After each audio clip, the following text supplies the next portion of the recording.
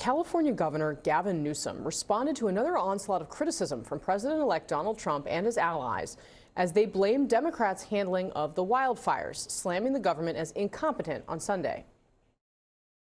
There is a serious lack of competent governance in California, and I think it's part of the reason why these fires have gotten so bad. With respect to the future vice president, I didn't hear his remarks, but I would invite him, as I did Donald Trump, to visit with the community, express empathy of the scale of this tragedy, and be here for the American people that happen to reside here in Southern California. This after Trump blasted Newsom and Los Angeles leaders like Mayor Karen Bass last week, claiming their liberal policies have made the crisis worse. Our panel is back. Megan Hayes, this is obviously, this kind of disaster is a massive testing moment for any politician. This is where it gets extraordinarily real. You have seen Gavin Newsom try to be out front. His videos of himself walking through the rubble, meeting with people. He did multiple national news interviews over the weekend. There's also the mayor, Karen Bass. Is the criticism that they're receiving here legit? I mean, some criticism, of course, is legit. I'm not sure that this is the time to be having this criticism. I'm not sure how the governor or the mayor control 100-mile-an-hour winds and a drought. So I'm not sure exactly how they were supposed to stop those things. I also think that there has been some real misinformation and disinformation coming from the president very early on, and some of his friends, I guess, that spread some of this. It's some unfair criticism. Of course, there is criticism here. Of course, that people can always do more. Millions of people are impacted by this, so there's always going to be criticism. I'm not sure now is the time to do that, and I'm not sure that some of the criticism they're getting is fair. But Matt, where has Karen Bass been through all of this? I mean, because you've seen a lot of Newsom. I will give him that. You know, we can criticize him, or you can evaluate how he's doing it, but Bass has not been out front. Bass has been totally MIA, and I think look, it's very clear from interactions from the tarmac of that plane coming back from Ghana to all the way now. She is not used to these sort of adversarial or press interactions, just tough questions in public life that a lot of politicians who've been through the fire tend to get. That's number one. Number two, Gavin Newsom, look, going on Pod Save America over the weekend, I think was a massive mistake. And they had their own issues sending donations through Act Blue, the Democratic Party vehicle, which takes a cut of them. That's number one. Number two, but also, I think there's a lot less tolerance for the kind of the line of argument Megan was talking about politicizing this on the right, because we remember very clearly, and DeSantis brought this up, when Kamala was trying to make hay out of phone calls during the campaign, how DeSantis wouldn't answer. And I just looked it up over the break too. We often hear this and are on this sort of thing when we get mass shootings, God forbid, with Republicans, how we kind of have a very similar thing. Let's not politicize this, let's not do that. And Gavin Newsom, on the day of one of the Tennessee shootings in March of 23, and then 2 months later, a North Hollywood Beach shooting in Florida, I just looked it up on X, was posting, blaming DeSantis for certain policies on the AP's original post, and then also Marsha Blackburn in the Tennessee one. So the cries ring very hollow to me when Newsom talks about this. I mean, this is inherently political. It's also why Newsom, you notice, isn't spending that much time with Karen Bass right now. And he has been subtly pointing the finger at local officials. Karen Bass has also been attacked by the fire department chief. And one way or another, I think one of the lasting images of this fire is the fact that there was not water coming out of the fire hydrants. Yeah. But I think it's important, there's distinguishing between there's legitimate criticism to make about governance in California, whether it's about the inability to bury the power lines, or it's about water policy, or whatever it is. And then there's also criticism that's happening where it's just the DEI policies of the fire department, and there are too many, maybe you see that's an X, there are too many lesbians who are working in the fire department. That sort of thing gets really mixed in there, and it becomes unclear from a viewership standpoint which one is actually going to get attacked. And it seems like over and over, you don't actually see the real governance problems get changed in the aftermath. You just see the sort of facially culture war style politics really take hold.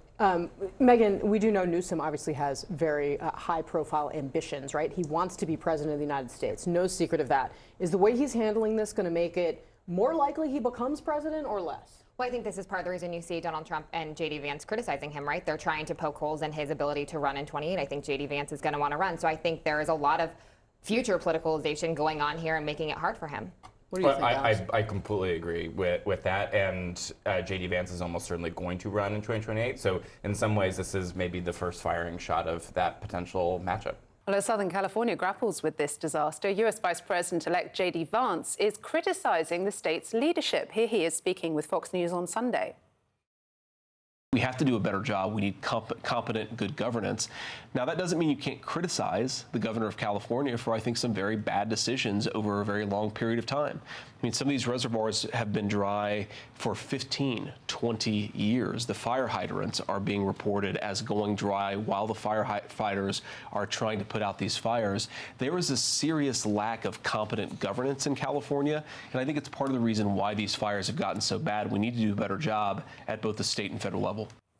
Donald Trump sounding a similar tune, taking swipes at the governor, but also making false claims about disaster agency FEMA. CNN's Daniel Dale has a fact check. I showed an expert on California water policy one of President-elect Trump's social media posts bashing California Governor Newsom this week. The expert responded that none of Trump's posts was true. I'll give you some examples of Trump's false claims. He claimed that President Biden is leaving him, quote, no money in FEMA.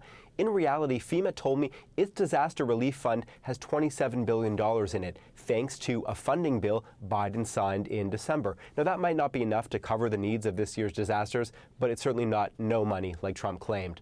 Now, Trump also claimed that Newsom refused to sign a so-called water restoration declaration that Trump said would have sent water from the north of the state down south.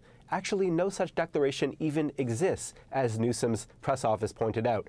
Now, most importantly, Trump repeatedly tried to link the fire crisis and the firefighting challenges to Newsom's attempts to protect a fish species in the north of the state called the Delta smelt, rather than do what Trump himself wants and have more of that water diverted southward to farmers in the Central Valley.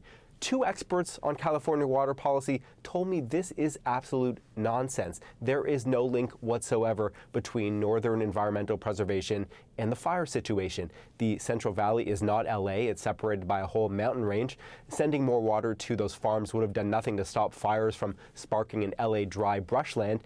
And this is key. The experts noted there is no shortage of firefighting water in the Los Angeles area.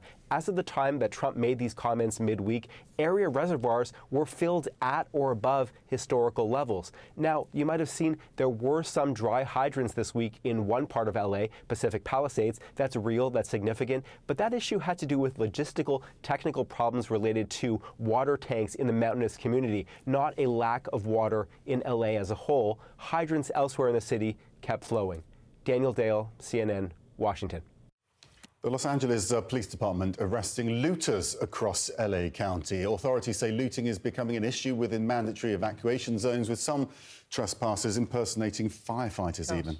Well, teams of undercover federal and local law enforcement officers are patrolling evacuation areas to stop looters and illegal drones.